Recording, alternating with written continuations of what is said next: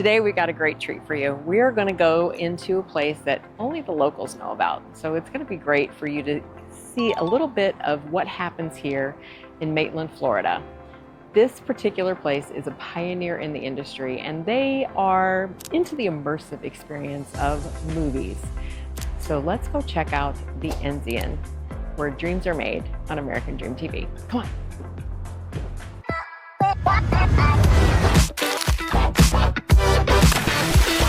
Are you ready to experience the city beautiful? Welcome to Living in Orlando with me, Roo Klaers. Hey, Tim. Hey, welcome to Enzian. Thank you. It's nice to meet you. I love it. This is our lobby. It's so cool. Yeah, we just remodeled it. It's just been about 12 months since it got finished. Wow. All brand new. Okay. And it's part of an overriding renovation we're actually working on, hopefully inside of the theater as well. Oh, that's awesome. I love that. Well, and I love this chandelier. Yeah, this thing's amazing. In fact, when the day they put it in, I was terrified because it is the cornice, the surrounding is one piece. Oh, wow. And they had all the scaffolding in there to try to get it up on the ceiling. Oh my goodness. But it is very pretty. It's all kind of real animals, but they're not. Like, all of them have something about them that is off. Oh, okay. So you'll see, like, I can't think what any of them all are off the top of my head. Oh, I love it. But they're not real animals in the world. As far as this is just concessions, you guys actually serve people at the... Correct. We actually don't do normal bar service. Every once in a while, you could get in line, get a popcorn and a soda at concession, but everything is table service inside. Nice. So it is a bar, but it's a bar that's a staging area and kind of a visual cue point. Yeah. And like I said, every once in a while for an event or something like that, you'll come up here and use that, but inside it's full service. Very cool. Let's go check out the theater. Yeah. All right, cool. This way. So, Tim, we are in one of the most unique spaces, I think. Correct me if I'm wrong, but this is a pretty unique space. I don't think there's anything like it in Central Florida, right? No, we're the only theater of this kind in Central Florida that wouldn't be like a theater. So, how did the Enzian become the Enzian? So, Enzian was founded in 1985 by Tina Tiki. Basically, Tina just wanted a place that resembled art house theaters in New York and Europe that she had been to.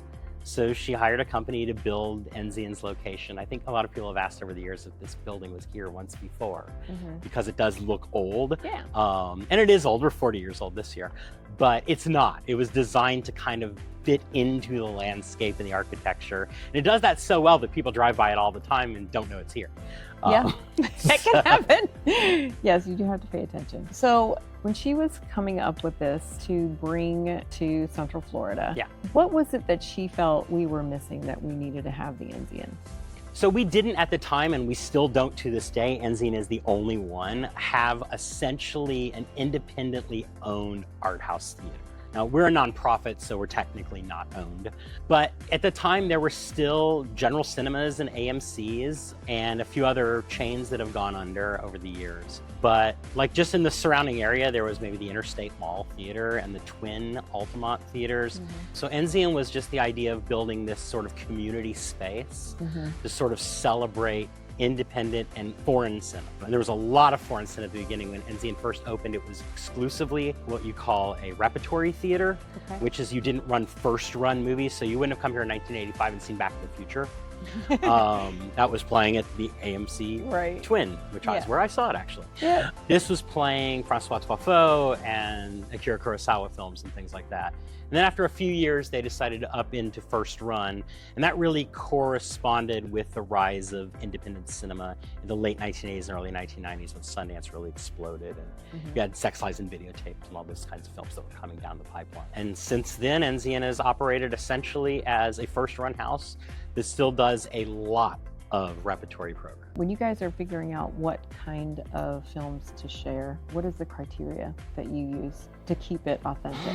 I guess that's morphed a lot just in the decade that I've been here, because we had to go through pandemic and a lot of the rules of how films are exhibited and clearances between where a movie could play at one place in town and another place in town have all kind of fallen apart. So for Enzian, I mean, we are really looking at, myself and Matthew Curtis, the programming director, our goal is to play movies that are impactful.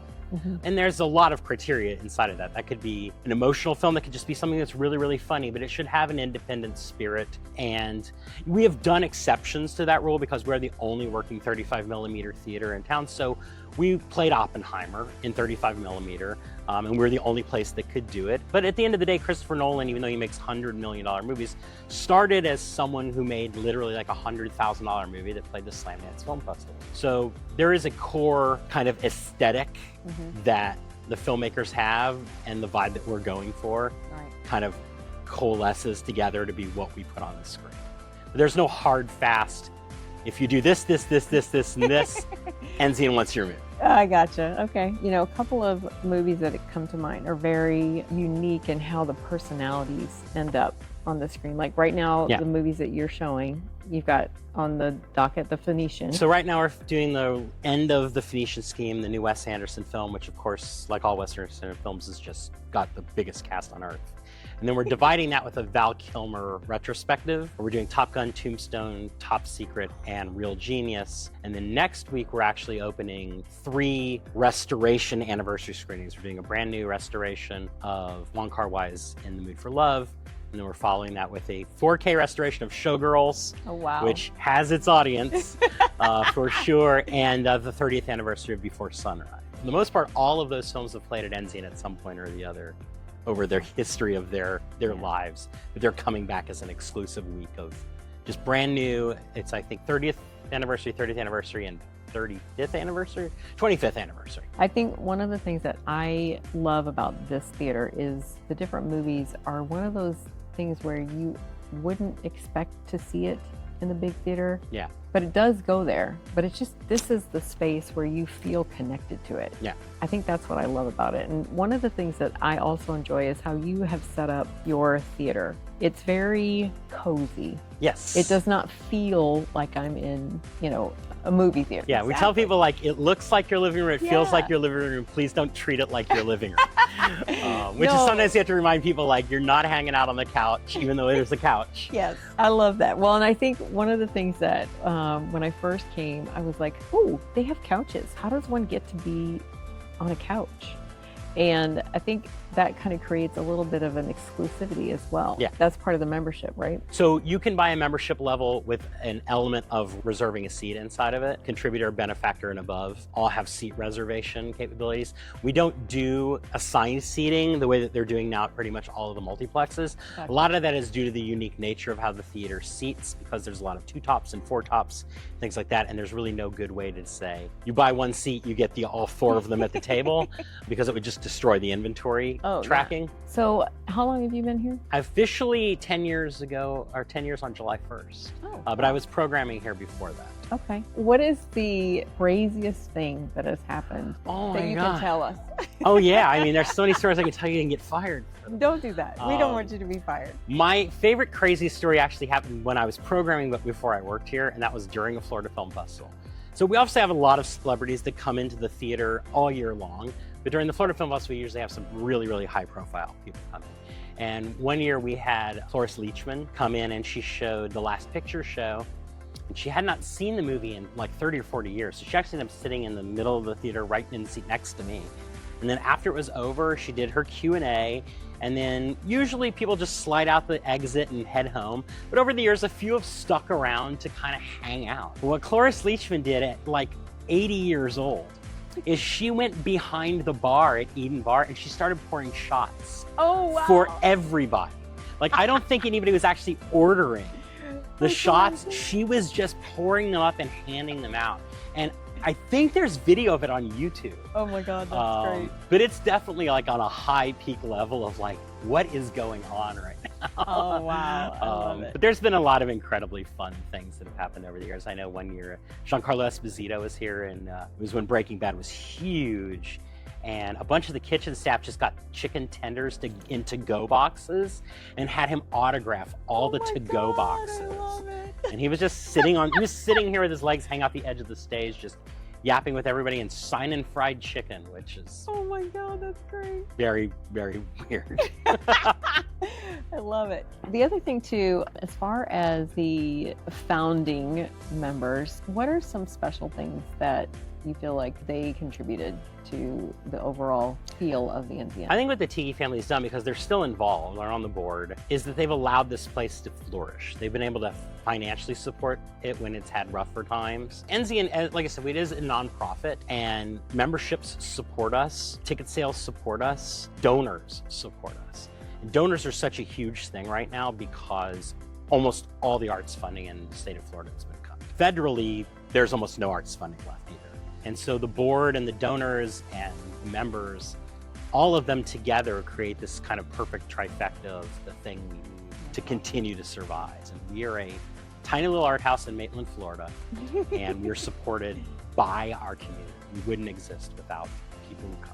The other thing that I think is kind of magical, you guys are kind of pioneers. I mean, you have a Dine-In Theater. Yes. You were the first. Maybe not the first, but definitely the first in town. And yeah, one of the interesting stories is there was a big article maybe like 15 years ago, and I was interviewing Tim Lee, who founded the Alamo Drafthouse chain, which was recently acquired by Sony. When he was planning to open the very first Alamo Drafthouse in Austin, he actually went around the country to different theaters to see how they operated, and he came to Enzian. Oh, wow. Because it was one of the only theaters that ran a full service kitchen. And so there was a big article about how he's like, oh, I went to this theater in Maitland, Florida, and yeah, it's unique. Do you feel like you kind of have like a tourist attraction here, or is it mostly community? I think it's almost entirely community, although I would say that the breadth of that community is wide, because we often find out we have friends that drove down from Gainesville or Jacksonville or Tampa, or you know, I've had friends come from Miami just to watch movies. Oh, wow. And a lot of that is due to the fact that we're playing stuff that you can't play anywhere else. Right. The 35 projector is a huge deal. We're running a campaign starting very soon to put a 70mm projector in, which would be the only one of those in town as well. So there is an idea of film tourism. Gotcha. Which is that you come into town just specifically to go to this movie theater. Cool. And forgive me, I am not educated in this, but when you're talking about 35mm and 70mm, explain to me why that is so important versus what everybody else has. So you hear about 2K or 4K or 1080p or all of these things. Yeah. So K is the number of pixels per square inch. The resolution of a 35mm film is approximately the variance between about 8K and 12K, depending on the kind of stock that you're using. Got it. So you have better clarity, you have more warmth to it.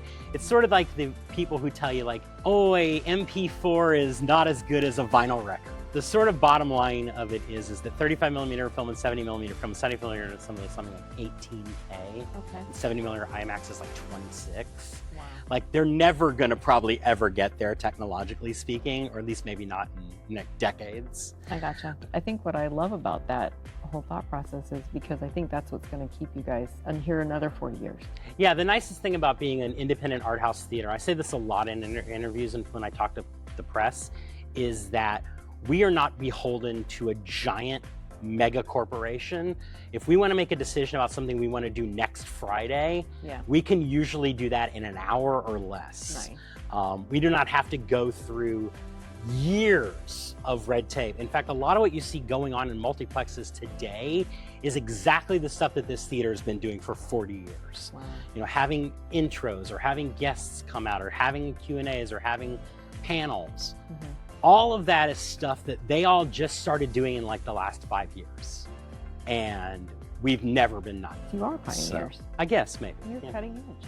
We're trying. You're trendsetters. I'm just very proud of what we do here, like more than should anything be. else, because people come up to us all the time and tell us what it means to them. And that probably means more than selling out a movie. More than selling out a movie is for have 50 people here and have 10 of them come after it's over and say, thank you so much for playing that. Yeah.